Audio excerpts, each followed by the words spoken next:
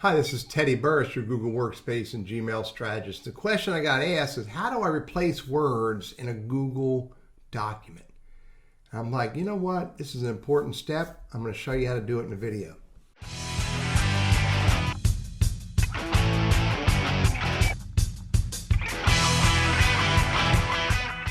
So here's a document that I wrote that I misspelled the word Google all the time throughout this document, and I need to fix it. And I don't want to just go through each one and change them. I know I misspelled it the same way.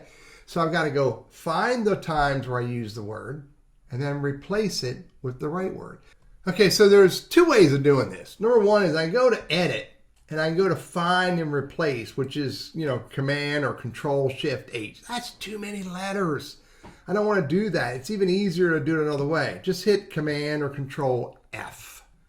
And that's going to get me into find, which why find's not on here, I don't know. I just want to do find, which is, again, if I hit the X and close that out, it's really easy. It's just Command or Control F.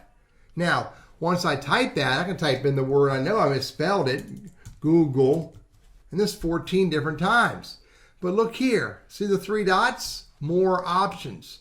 This brings up find and replace. Look, I can move the window around. Find and replace. So I'm going to look for the times where I've spelt it wrong, and I want to spell it right. Oop, that's still not right.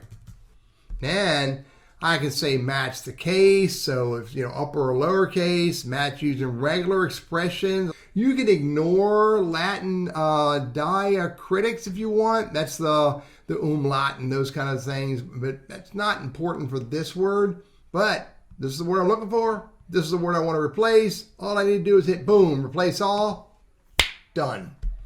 All of them are corrected, and I know that because now when I do find, Goolge, there are no examples left. I can hit the X.